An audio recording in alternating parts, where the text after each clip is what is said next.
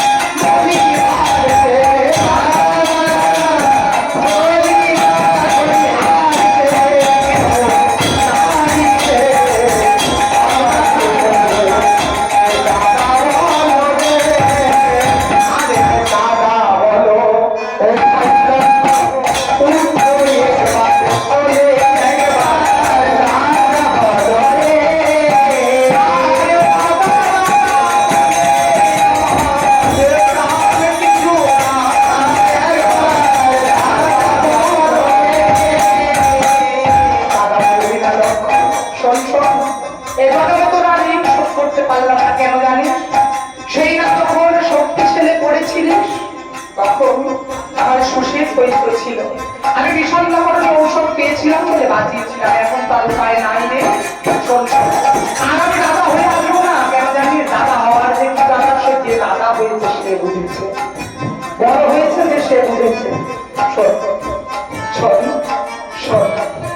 এবার আমি বড় করে আমি নিজে ছোট হয়ে আসবো, তাই এটাতে তাজু, এরপরে আসছে দাপর। সেই দাপর যদি কি হবে জানিস? বলি আমি হব শ্যাম দাদা, আপনি হবে বলো দাদা,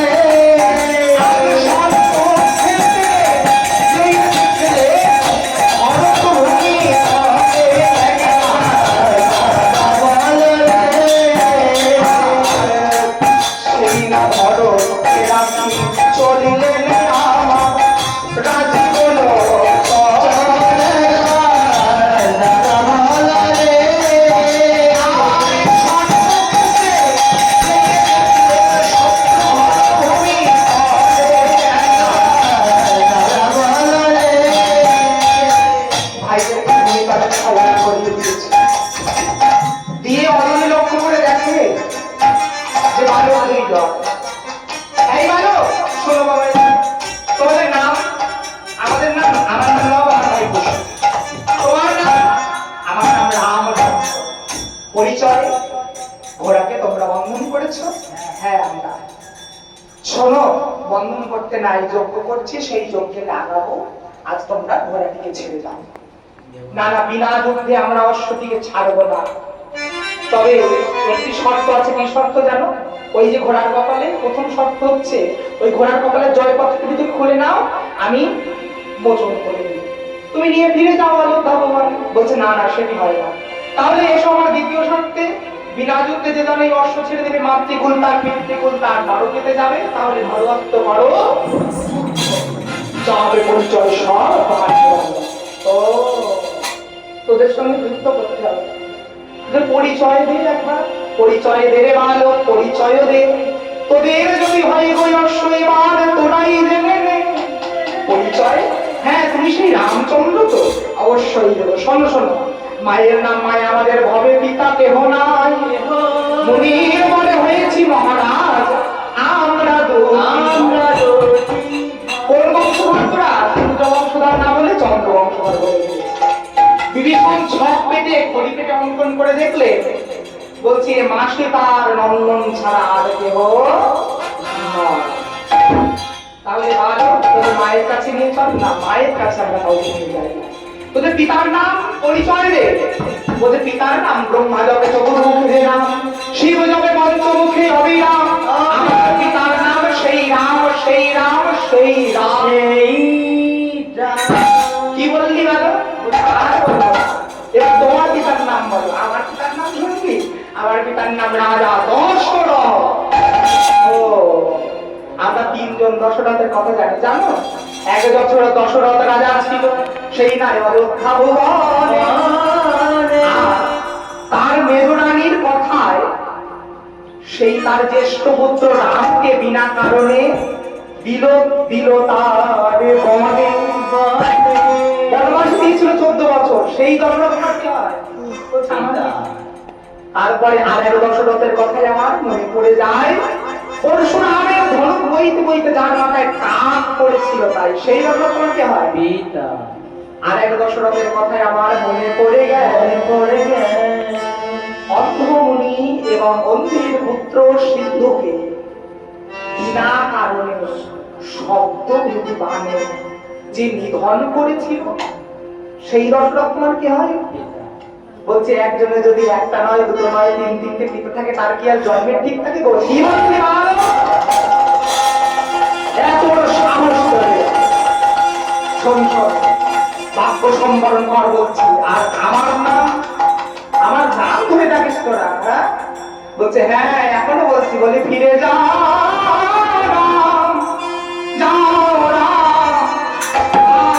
তুমি ব্রহ্ম সনাতন।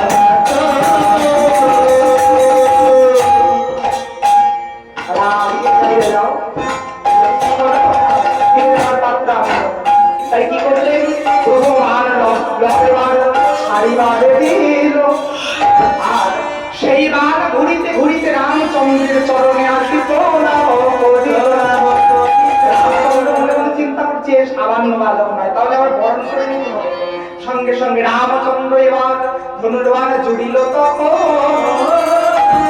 আর এমনি ভাবে বাণ গগনে ছাড়িলে, ঘুরিতে ঘুরিতে সেই বাণ পারিজাত পুষ্পের মালা হয়ে বালক দুয়ের গলায় পড়েছে। বলছে বাহ, খুব সুন্দর। তবে রাম এখনো বলছে ফিরে যাও, কিন্তু শুনছে না। এমনি ভাবে বাণের আঘাতে আঘাতে লব্বির যায় পশ্চিমে, আর খুশি বিরে যায় দক্ষিণে। দুই দিক থেকে অঝরে বাণ বরিশন করিলে। যখন বাণ বরিশন করেছে, রামচন্দ্র রথের উপর থেকে ধনুর্বাণের মুষ্টি ছেড়ে দিয়ে রামচন্দ্র সীতা সীতা বলে ডাকিতে ডাকিতে নিচে পড়লেন। যখন নিচে পড়লেন, বলছে কি হলো রাম? বড় ধনুর্বাণ, বড় যুদ্ধ। আর যুদ্ধ করার ইচ্ছা নাই, এসো যুদ্ধ করবে। রামচন্দ্র বলছে আমি লবের বাণ সইতে নারী, কুশির বাণে মরি। ওরে লবে, তুই অমনি করে আর বাণ হারিস না। লবের বাণ সইতে নারী, কুশির বাণে মরি, আর বাণ হারিস না। এই কথা যখন বলছে, বলছে যুদ্ধের স্বাদ মেটেনি। কি হলো রাজ? ধরো ধনুর্বাণ, করো যুদ্ধ। সঙ্গে সঙ্গে ধনুর্বাণ করে তুলে নিলেন রাম দুর্বাদল এবার সমানে সমানে যুদ্ধ এবার বাঁধিলে সেই মনির তপবন। মনির তপবনে সমানে সমানে অন্তিম যুদ্ধ বেড়েছে। বলিবার মাদলে মাঝে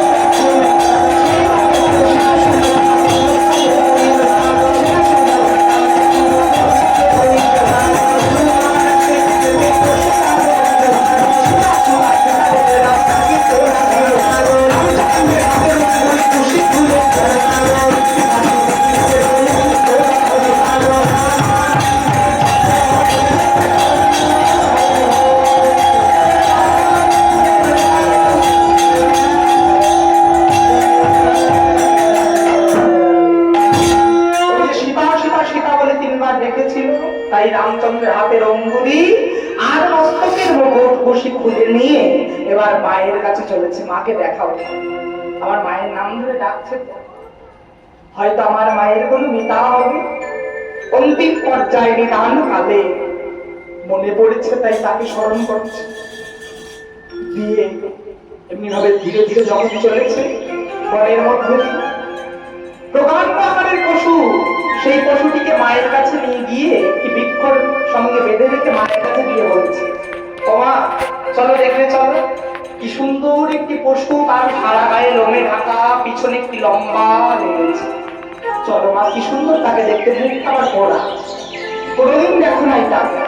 তাই মায়ের কাছে যখন নিয়ে গেলে তখন গিয়ে মা তো বুঝতে পেরেছে। সঙ্গে সঙ্গে মা এসে হনুমানকে জড়িয়ে ধরে বলছে, ওরে হনুমান তুমি খুলে বলো, বলি শুনি কিছু